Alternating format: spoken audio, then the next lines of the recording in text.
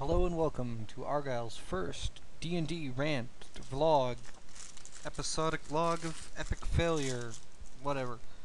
Okay, so I run a D&D game, usually on Thursday nights, late night. Um, Gander, he puts up videos for another game that I play in. He runs those on Tuesday nights. Anyway, it happens in the same world of his game. Uh, Except we're playing in a period a few thousand years before time, and we're playing with a little bit of a different theme than he likes to play. His game's really centered on the whole, the axiom of law versus chaos instead of the standard D&D axiom of good and evil. It's a very interesting game. I enjoy it quite a bit sometimes. Um, you know, um, but we're here to talk about this game. This game, I decided I wanted to run a game with a heavy martial theme to it. So we're playing a Gestalt game. If you don't know what Gestalt is, it's basically you take two classes and you just kind of smash them together until everything that's bad about a class falls out. And you take all the good stuff, and there you go. You have a Gestalt character. You're a little bit more powerful than you should be, but you still have, all the basic limitations. It just takes a little bit of the one-trick pony out of being a D&D character, especially in the 3.0 and 3.5 editions, where your feat trees are extremely limited, and you get, one really good trick, and then you might have a couple other things you can do, but you have that one thing that you can do real well.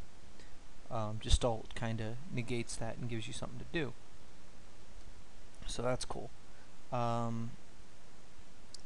So we have a cleric who's also a crusader, because all of the classes are out of the Tome of Battle. It's a good book to look up. The full title is The Tome of Battle, the Book of Nine Swords. And basically it kind of breaks all the classes into a not so descript as to be a kung fu movie kind of thing, but it's got some heavy oriental setting to it, while also kicking back to the European martial arts, which did exist. So those are there.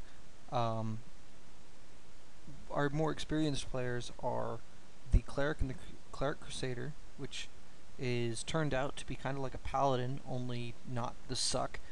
We have a bard sword sage who breaks my mind every time he can by throwing out an absurd number of knowledge checks. We have three characters who've never played the game before, so this is their first venture into the world of D&D, and trying to make it very fun for them, and they all seem to be having a pretty good time. We have a wizard, sorcerer sword sage, my apologies, and we'll get into him in a couple of minutes.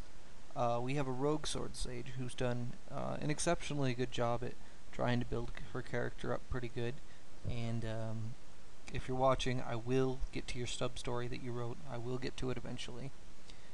We also have a psychic warrior warblade, and he is the god-awful beatstick of the party. If he gets to something, it's gonna feel it. Well, it's not going to feel it very long, because he's usually going to snap it in half. But that's the party. They got a beat stick, they have a tank kind of character, they have a support character, they have a mage, and a sneaky bastard. Bastard still applies to female, since that player's female. But alright, anyway, so the game's set 1,000 years ahead of Gander's storyline. In a different side of the world, in a place that during his storyline doesn't exist. So, well, it doesn't exist anymore because it was wiped out, reasons unknown, blah blah blah. We'll give some little backstory later. We'll build backstory for his game. Hey, great, cool. I don't play so much on the law versus chaos axiom, as I like to stick to the core D&D, which is good versus evil. Law and chaos are in opposition, as they always will be, but it's always been more of base neutrality opposition. Like, chaotic people always brush up against the law, but they don't really seek to fight each other, whereas paladins of good will go out and just kind of look for things to smash, where evil people will wander around and kill babies and kick puppies just because they can. Um, so yeah, it's kind of like that. A big thing for the kind of stories that I write is player characters tend to develop into being heroes of renown. Like, nobody gets to level 20 without people staring at them in awe when they go by. Because especially if you're running a game right, to live to level 20 is kind of an achievement. In every game session so far, we've done 3. I have either threatened the entire party with mortal peril, to the point of everyone being just a few steps from dead, or everyone being, or at least one person being right on death's door. I've had one player get within 2 hit points every session.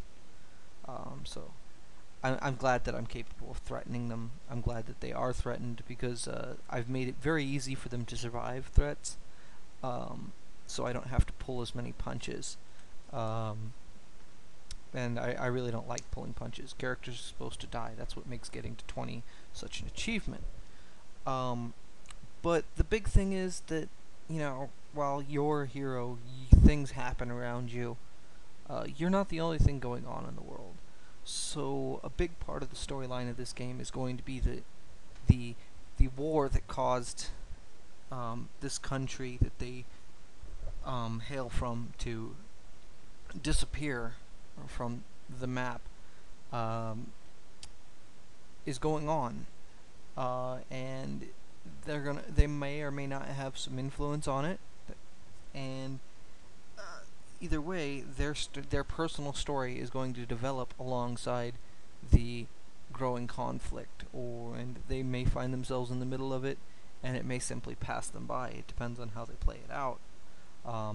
Really excited to see where it goes. I'm having a lot of fun. They're having a lot of fun. So far, I don't really have anything to complain about. Unlike most of Chad's videos, no one's done anything super insane, like pass around goblets of liquid fire and anything of that nature so far. I think if I could complain about anything, it would be unkillable players and bardic knowledge train wrecking my train of thought, because I don't like telling a player no when he should succeed. That's one of the hardest things to do as a DM, is say fuck you no to somebody you consider a pretty good friend. And when the dice say that, hey, they have every reason to succeed, you just don't have something written up for that, or it's a piece of information you're just not willing to drop as of yet. Every once in a while you have to shake your head and say, no, I'm not going to give you that, because it would derail what you're trying to do for them, or jump them right ahead, and not leading them by the nose. You don't want to tip the hand too early and get into something you haven't wrote story for yet, or at all, because there's nothing to explore here. There's nothing that you intended for them to have. It was, and the most specific recent instance I can think of is, so in trying to determine the course of the war and things of that nature, and distribute supplies to towns, because the local kingdom does pretty well in passing supplies from a large city to small towns, and they kind of use a spoke and hub system, where things will travel out from the city to a minor town, and from the minor town it'll break up and go to the little villages. And the party was tasked with guarding the supply trains. And on their last venture out, the last village they were going to, they found it burned to the ground. And because they did supernatural spot and listen checks, I made up a little encounter for them on the spot that wasn't a combat encounter. It was save the baby from the burning building, which they succeeded at. with some comedy of errors involved, like the Claire Sater Nat failing trying to kick down a door and failing in his dex check to stay upright with a crit failure. So he fell over a balcony and wound up taking a 20-foot fall to the floor, which hurt like hell. Either way.